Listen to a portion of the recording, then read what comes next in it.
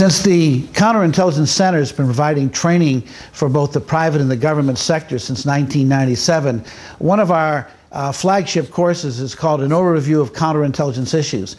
It's a 100-year view of the evolution and the transition of American counterintelligence from the 19th century to the 20th century and into the 21st century.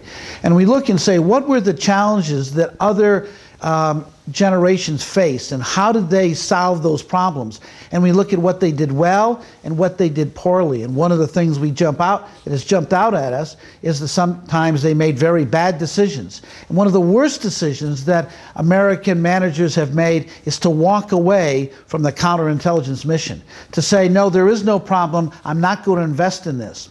And this five-day course really zeroes in on this issue, and it arms all managers to look at their current situation and say, what took place in the past and what can I learn from that in the future?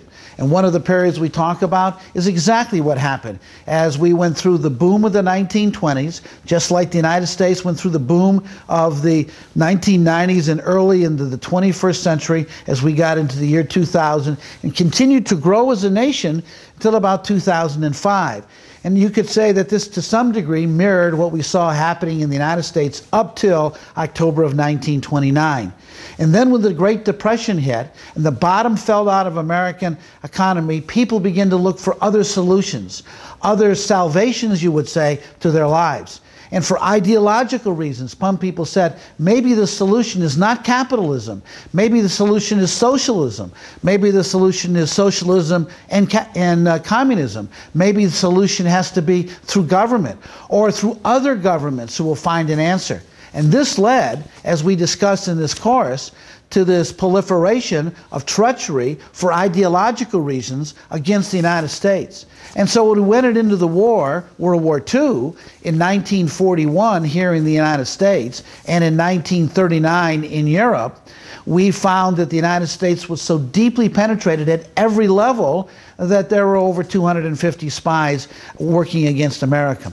And interesting, many of them were in the economic era. They were in Treasury Department. They were in the private sector.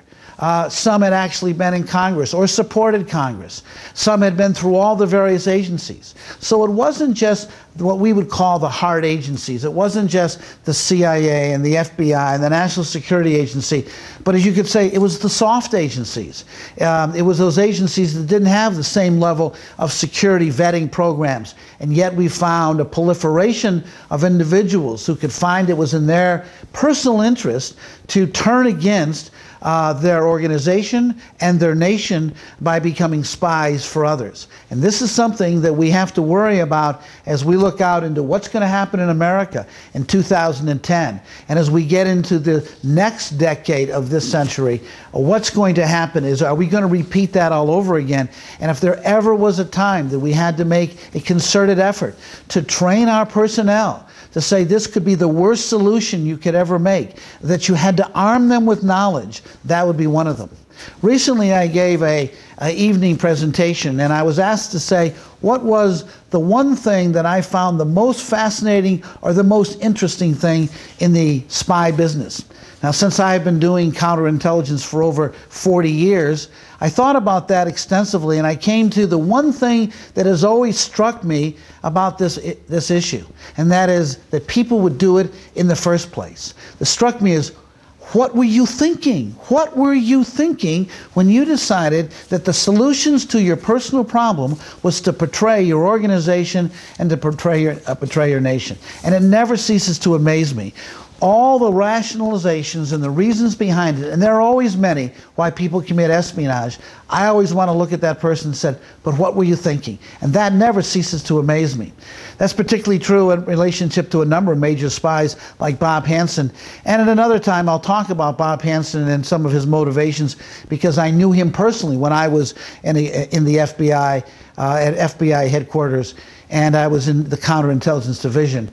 But that's a story for another day. But the bottom line is, why would someone do it? And if they understood the consequences, I believe we can have a great great impact on thwarting this problem, but it requires managers to understand the significance of this, and they cannot not do counterintelligence.